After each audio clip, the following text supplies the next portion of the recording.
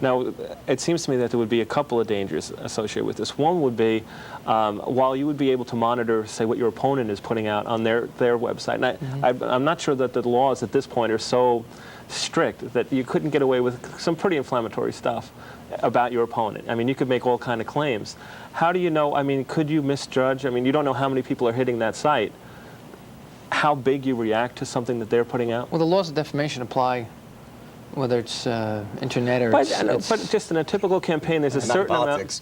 There is the actual malice. It's like a knife fight. There's no rules. There is a certain amount of misinformation. You can twist your opponent's but you could do that. You know, you could do that in a mailing now. I mean, and frankly, just take a look at the mail it's hitting these days, about particularly in the Friesen-McCarthy race, back and forth. Some heavy charges now. If that's on a website, well, again, right now you have a limited population who's getting into the website. Right. And these are people who are, kind of junkies on this stuff. They're into it. I think it's slowly starting to spread out into the general population. So now might be the perfect time to experiment with it and see what kind of use you get out of it and what kind of hits you get.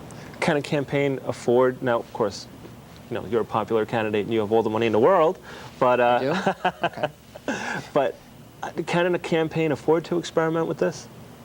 Well, we chose not to do it this year, but I think what we're going to try and do is we're going to work off, the Assembly already has a website.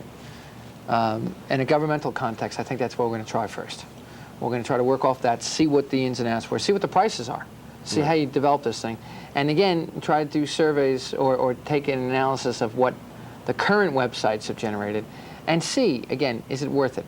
And try to do a cost-benefit analysis. Right. Now, another danger was, like, Ben, when you would go to, say, Bar Beach, or you would knock on somebody's door, and you would talk to them, and you could gauge their reaction, and if they don't seem to be understanding something, you would know to explain it a little bit more.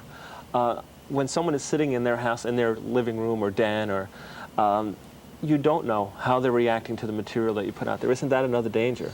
No, because I think your positions are going to be consistent no matter who you're speaking with. I mean, if you have an opportunity to talk to somebody in person, you get the sense of how they feel, and you try to, but basically, your positions are your positions, and whether people agree with you or they don't, that's part of the game. They have that option.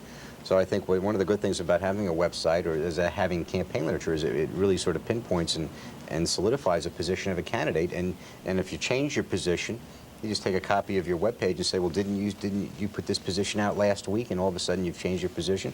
That can become embarrassing to a candidate. And a lot of times candidates don't like to put their positions in that kind of concrete black and white. But by and large today, people, on issues, I think that's a good place to place them and let people an opportunity to see them. Have you talked to people that have web pages now in the campaign, and what are they saying? Well, I've talked to people who are using, a lot of the congressmen have information in the congressional.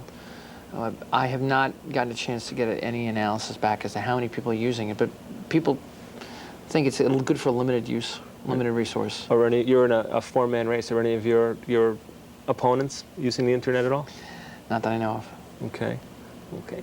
Now, once the campaign is done, your website would, if you had a website, you would just ditch it, or would it be your assembly website then, your assembly office? I think you'd probably run into trouble doing that. You run into trouble? Yeah, I think you need to keep the two separate, governmental and political. You can't merge the two. So, and it would probably be cost prohibitive to keep it online throughout the cycle.